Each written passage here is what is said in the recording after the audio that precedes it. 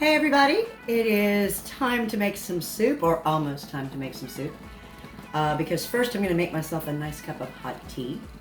Other than cooking and good soup, good tea has become one of my passions. I got this little glass teapot, and it's got the little insert on the inside where you can use the loose tea, and then I got this box with lots of different teas to try out. It's by Tea Forte. These are excellent. I mean, you literally get all these different ones to choose from, and they tell about them on the top there. And I have very much fallen in love with these. This evening is a Harvest Apple Spice. And let's see if I can see what, let's see, Harvest Apple Spice. Gives me a nice little description so I can choose which one. Orchard ripe fruit and berries infused with warm baking spices. Yes. Okay, so that's my hot tea for the night. And I'm going to put that together, and then we will get to making soup. Okay, while my tea is getting ready, I will let you know that I did get all my ingredients measured and diced my onion and such as that while all this was going on. Ready to enjoy this hot tea and make this yummy soup. And I am very, very lucky that I have a neighbor that has her own bees, so I have fresh, local honey to add to my hot tea. What a wonderful thing. Got my tea. There is nothing more relaxing than a nice cup of hot tea in the evenings. Give it a try. You know, everybody needs to de-stress. Cooking should be enjoyable, and de-stressing goes with that, so. All right. Got myself a nice big stock pan here. If you don't have a good stock pan, get a good stock pan. If you're a soup cooker, you need a good stock pan. You need a good ladle. Good ladle. So I'm going to rearrange my camera so that you can actually see above as I'm doing everything, and we will put this puppy together. It's not a hard soup. It's actually a very easy soup to do, but it is decadent. My mom taught me this recipe. She actually used to go with her best friend in Tuscaloosa, Alabama, years and years and years ago, to a restaurant called The Landing, and she had this soup there, and she was in love with it. We didn't live in Tuscaloosa, so they didn't get to go very often, and she was determined that she was going to recreate this recipe. And she tried it several different times, and she kept telling me, you know, it's just not right. Something's missing. It's just not perfect. What is it? And she finally ended up going back up there again and telling the lady there, because it was a home-owned place, that you know, she was really trying to get it right and she couldn't get it right. What was the secret? And the secret to it was white pepper. Now, I don't know where you live. It is hard to find white pepper where I'm at, and I've just about ran out of this. This is going to be last of the white pepper in this one tonight. I've got to order some more. You can order it online. It's not hard to get that way, but it's just not something they carry in some of the grocery stores. You're not going to find it at Dollar General or you know a lot of places like that. So you might have to order your white pepper. Otherwise, the ingredients are really simple. You can tweak this and make it less calories if you want. My attitude is, if you're going to do this, enjoy the calories. I will tell you that I have tweaked it a bit myself, and this tonight I am adding chopped up portobello mushrooms, baby portobello mushrooms, into it, because to me the broccoli and the Swiss cheese and cream and the mushrooms just go together really well. So there'll be a few tricks and tips here I can run over with you as we do it, and you can tweak them either way you like, and hopefully we'll have some awesome soup when this is done. Okay, let's chop our broccoli. I've got about 2 heads of fresh broccoli here. Now, you can absolutely use frozen broccoli for this. Just take it out and unthaw it first. But I prefer fresh broccoli, and today I'm actually going to roast my broccoli. You certainly don't have to. I learned this recipe using just fresh or frozen broccoli raw and cooking it in the broth, but I have since discovered that if you roast your broccoli, it really brings out the flavor. So I just toss my broccoli in a little olive oil on a cookie sheet, and then I put it in the oven at 400 degrees for about 15 to 22 minutes and roast it, and it gets nice and crunchy around the edges, and it really brings out the flavor of the broccoli and a nice nutty, deepened flavor of that broccoli. Either way, your choice. You just want small, uniform pieces of broccoli. I'm dicing my baby portobello mushrooms. You certainly do not have to add mushrooms if you don't like them, but it goes really well with this soup with the Swiss cheese. Okay, I think we're just about ready to get started. Let me go ahead and give you a word of warning. I have a great big bird, and he notoriously likes to squawk when I'm in the kitchen. Yep, that's him talking in there. He notoriously likes to squawk when I am in the kitchen doing things. So he could get loud, he could get obnoxious, but we're going to make do and just ignore him. So his name is Rico, and he definitely keeps life interesting around here. Okay, first thing first, I'm going to turn my heat on my pan on about medium, or I have an electric stove, so probably around 6 to get us started here. And I'm going to add almost a stick of butter. You could use a whole stick, that would be perfectly fine. I just happened to put a little bit of a pat of that butter in something else earlier, so I did not have a whole pat there. So we're going to let that butter melt and get hot. We're going to use this to saute our onions and our garlic and our either roasted or unroasted broccoli. And of course the mushrooms. A stick of butter should do it. If you wanted to use a little bit more, that would be fine. It's extra calories. Yeah, the whole purpose of the butter, of course, is to cook the onions and just give it a nice rich flavor. That's about a medium onion that's chopped. And we're just going to saute. So no biggie. I'm going to save my garlic for last because, it just does not need as much cooking time, and we don't want to overcook the garlic. But the mushrooms, I'm going to wait a minute because they're going to soak up a lot of this butter. These baby bellas all chopped up and everything, they're just going to suck up that butter. Might even add a little bit more olive oil because this is an add-on to the menu or to the recipe. And I know how baby bellas are notorious for sucking up the oils and the butters. But, I try to keep this fairly decently caloried. I've got some friends that make it with heavy cream. You can make it with heavy cream if you want to, but it's too thick to me and too sweet. And it's just the extra calories one, you don't need them. And I know some people that really want to keep the calories down and they don't use heavy cream, they use milk. So that's up to you. The milk to me is a little too thin, so I use half and half.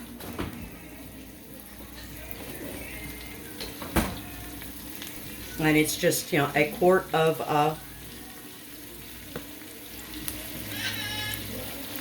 well, I said half and half, and they sent me, this is called grocery delivery. They sent me heavy whipping cream, so we're getting heavy whipping cream this time. I probably will mix half of that then with half milk and cut that back some so that it's not too rich. But let's saute the onions until they're nice and translucent. Doesn't take very long at all. Super easy recipe, but it is so good, and it is truly comfort food. And I will tell you, it is actually better the next day after it's been in the fridge overnight. So, don't worry if you make a big pot. You'll want to eat on this for a while. It's good stuff.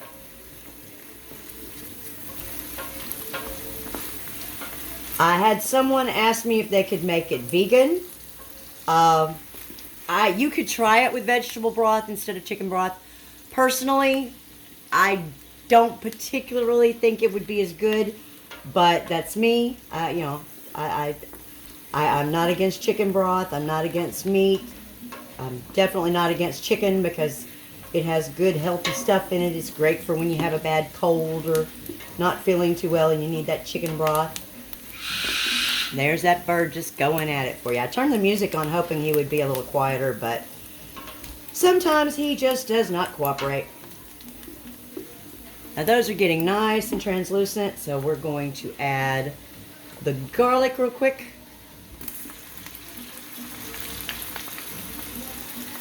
And you want to just saute that until it starts to get really aromatic.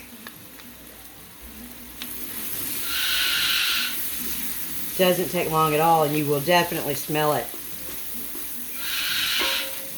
Get that nutty flavor out of that garlic.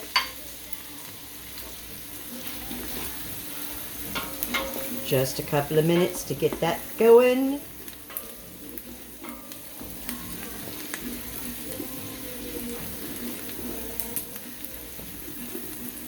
Yeah. Oh, that smells so good. And now our mushrooms.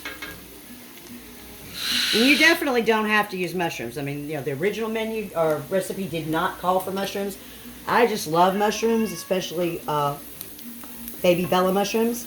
And, this has Swiss cheese and broccoli and chicken broth and the onions. All of those are going to pair so nicely with those mushrooms. And portobello mushrooms, even the baby portobellos, a lot of times they're cooked with vegan recipes as a meat substitute, so it makes it a much more hearty soup. I have cooked this before and added ham, which also works very nicely with it if you wanted a more hearty meal soup out of it. So ham works very nice with it. And let those cook for just a minute, and we get our chicken broth together here. And I'm using a 32-ounce box of chicken broth. That should be plenty. Double the recipe. It's an easy recipe to double if you want to. Oh, yeah.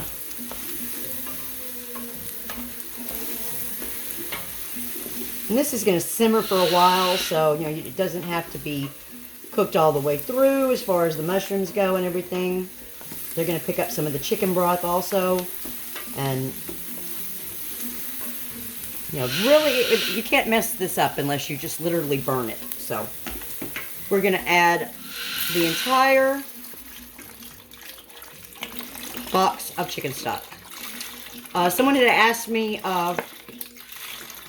earlier when we were talking about this, do you not make a roux with this soup? No, this soup does not need a roux.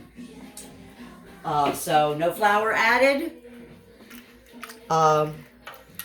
If you wanted, I guess, a thicker soup, you could do a roux. But, it doesn't need the flavor of the flour or the extra, because this is going to thicken with the cream slowly. And now I'm going to add my roasted broccoli. And once again, if you didn't want to do the roasted broccoli and you just wanted to do the regular broccoli, that's perfectly fine. That's the way I learned how to cook it, was just regular. I have just since learned that roasted broccoli really is yummy and it brings out the flavor of the broccoli. And I'm going to turn this up just a hair to about 8, and I'm going to let this come to a boil. And then I'm going to turn it back down and let it cool and simmer a bit. I'm going to go ahead and add my spices. I got some Himalayan sea salt. And then I've got my white pepper. And unfortunately, I did not have as much white pepper as I normally have. Usually I like to put about 2 teaspoons of white pepper in this. I have a little less than 1 teaspoon this time. So we are going to cheat and go with some black pepper also. And, the black pepper will be fine in it. It's just that black pepper is a little stronger than white pepper. White pepper is milder. So, yeah, that should be about right. You know, if you couldn't get your hands on white pepper, it's not going to ruin it to use black pepper, I assure you. And I'm going to let this cook for just a bit. And then I will come back and we will add our cream to this. And slowly finish it up. While I'm letting that cook, I'm going to take a block, excuse me, pepper, a block of Swiss cheese, and I'm going to shred this and take care of that while this is cooking. And I will see you shortly. All right, and we've let that simmer. Well, actually, we brought it to a boil and then we took it back down to a simmer for about 10, maybe 15 minutes while I shredded cheese and enjoyed my hot tea. Got the radio going now. I have a kitty cat behind me fussing, telling me that he wants his food too. But he's going to have to wait a few minutes. Well, you're just going to have to wait, young man. So, as I was telling you, this turned out to be heavy whipping cream instead of half and half. So, I did pull out about a cup and a half of 2% milk. I'm going to add that. And then we're not going to use as much of this cream because I don't want this to be too rich. Some people may be totally fine with it being really rich. Now, for my friends that have problems with dairy, most of y'all are like, oh, I can't have that. That's so much cream. That's so much milk. That's so much dairy. Holler at me. This is the key to that. This is Digestive Enzymes, and my company provides these. My dad is lactose intolerant, but when he takes 2 of these, he can eat ice cream, he can eat cheese, he can eat, whatever he likes without any stomach upset. It's wonderful for any kind of digestion issue. If you eat a big meal at Thanksgiving or something and you're just, oh, I'm stuffed, take 2 of these. You will feel so much better in no time flat. It's all natural. It's toxin-free. It's made in the U.S. Holler at me. I can tell you how to get it. But it's good stuff, and it makes it where you can eat the cream and the milk and the cheese and all the good stuff. So now I'm going to put this just on low and just, bring it up to, well, I'm probably going to put it about, probably about 2 or 4. You do not want to scald your cream and your milk. But you do want to incorporate all those flavors. Give it about, 5-10 minutes, okay? And that should incorporate all those flavors. I'm going to put this back in the fridge and give this cat some food before he has a conniption and is louder than the bird. Yes, child. Yes, child. Yes, kitty food for the D'Artagnan man. There you go, kitty food. There you go. Yes. You have kitty food. All right, kitty food for D'Artagnan man. Kitty food for D'Artagnan. And as that starts to heat up, we're going to take about half of this 16 ounces of shredded cheddar cheese. The reason we're only doing half is because you want to be able to top this when you serve it in a bowl with some shredded cheese on top, because it's going to just melt over the top when you serve it hot, and it's just going to be ooey, gooey, yummy, So about half, and we're going to just put that in here. Oops, dropped one. Don't want to waste this cheese, it's so good. Yep. And just stir that in so that it can start melting in there with everything.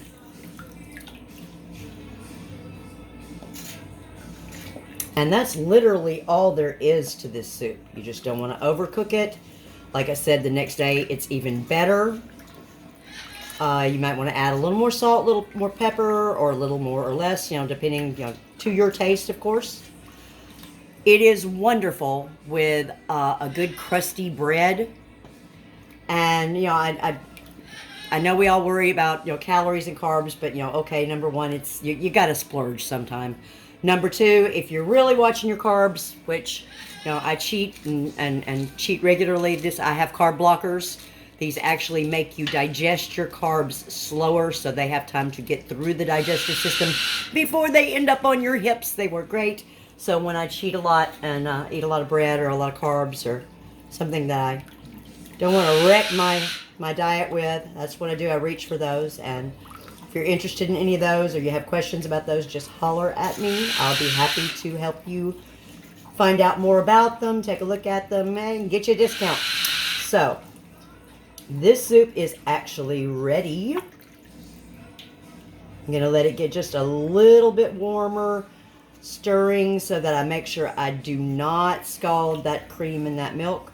And then I'm going to bowl it up and sprinkle some more of this shredded cheese on the top of that and serve it with a nice piece of crusty bread. And sometimes, I tell you what I like to put with it if I'm really hungry, or, you know, I'm serving 4 people, if we're having this as a dish with a dinner party or something, I'll get a loaf of sourdough bread and do ham sandwiches, ham and Swiss sandwiches, and then do this as the side, you know, the soup and the sandwich together, and that's a really nice pair. Same thing, you know, putting the ham in it, that the ham goes really, really well with it. So I hope you enjoyed it. I appreciate you checking in with me and cooking with me. And here's the finished product. Our cream of broccoli, mushroom, and Swiss soup.